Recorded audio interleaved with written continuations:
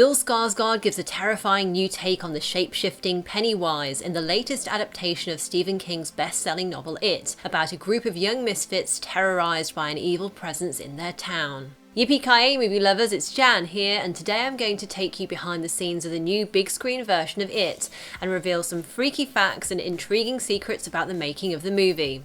I'm also kicking off a new Funko Pop giveaway on this video. All you have to do is be a subscriber to my channel and comment on the movie below for a chance to win. Believe it or not, babies were the inspiration behind the movie's menacing clown. Yes, right from the start, director Andrés Muschietti knew he wanted his version of Pennywise to have a baby-faced appearance, with big eyes and apple cheeks, as he felt the contrast of the character's childlike features and his terrifying behaviour would make him all the more disturbing. Giving Skarsgard his full-on Pennywise face took around 5 hours in initial makeup tests, but they managed to get that down to around 2.5 hours during filming. That included applying razor-sharp teeth, prosthetic pieces for his cheeks, and an enlarged skull, which the special effects makeup artists who crafted it described as a gigantic cracked melon. Speaking of teeth, the prosthetic Skarsgard wore led to a build-up of drool, so they decided to embrace that as a feature of his character and threw in some extra special effects slime too for good measure. To really push the idea of Pennywise's childlike creepiness even further, the film uses a traditional English nursery rhyme called Oranges and Lemons as its musical theme. The song dates back to at least the 18th century, and despite its playful sing-song surface, its lyrics have dark connotations and may be linked to public executions or even child sacrifice, making it the perfect theme for Pennywise. When it came to creating Pennywise's peepers, Skarsgard's blue eyes were turned yellow in post-production. But director Andrés Muschietti didn't have to resort to visual effects to produce the wall-eyed look he wanted for the dancing clown, because Bill Skarsgard has a bit of a lazy left eye, which means that the Swedish actor was actually able to make Pennywise's eyes point in different directions all by himself. As Skarsgard told Dazed magazine, all he had to do was simply relax the muscle in his left eye to make that eye go out and become wall-eyed.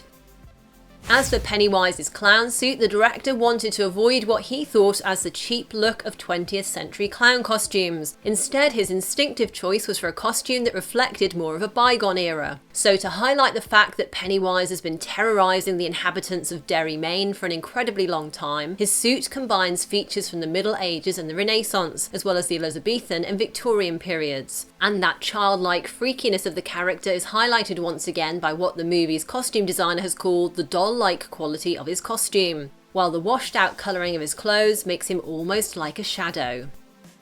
While Bill Skarsgard hopes that his take on Pennywise will scare a whole generation just as Tim Curry did in the 1990 TV miniseries, the Swedish actor has already experienced the clown stalking his own sleep. At home in Stockholm, after filming had finished, Skarsgard had recurring visions of Pennywise in his dreams for 2 weeks. Speaking to Empire magazine, Skarsgard said that in the dreams, I was Pennywise, but I was in the wrong setting somehow. I was upset that people could see my face, and it was surreal.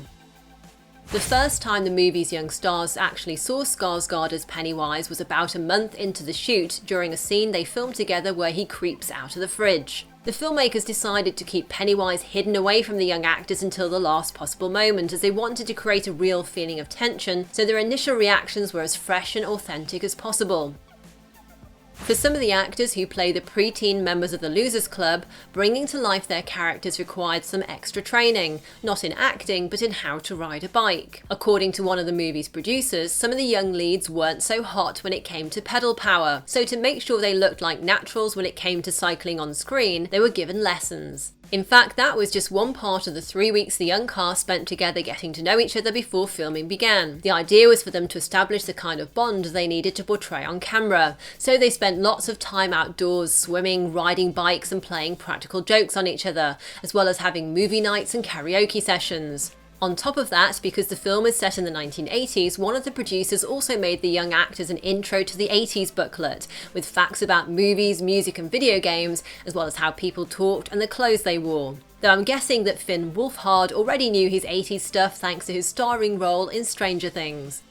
Fans of Stephen King's novel will likely be pleased to see the dilapidated house at 29 Neibolt Street make an appearance in the new movie. To create the infamous locale, the filmmakers used two different settings. First, they built the exterior of the house from scratch on a vacant lot in Oshawa, Canada. And to get the right aged and rundown appearance, the design team burned and pressure washed new timber, then painted it silver grey. As for that gnarled and twisted tree you see in front of the house, that actually started out life in a neighbour's garden. On their way to work one day, a member of the movie's crew spotted the tree and thought it looked perfect for filming, so they negotiated with the tree's owner and nabbed it for the shoot.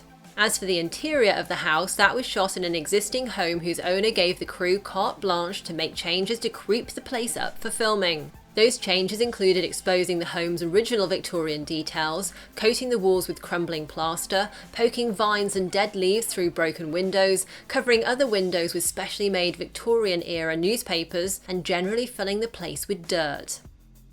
Now, if you've seen the movie, what did you think of it, and what were your best and worst moments from the film? Let me know in the comments below, and also don't forget to subscribe for your chance to win an awesome Pennywise Funko Pop. I'll announce the winner on an upcoming video, so turn on your notifications to make sure you don't miss it. The winner of my Game of Thrones giveaway is on screen now. If that's you, send me a message with your details so I can get the prize to you. If you enjoyed this, hit that thumbs up button and check out more of my videos by tapping the screen right here. Thanks for watching and see you next time. Yippee-ki-yay, movie lovers!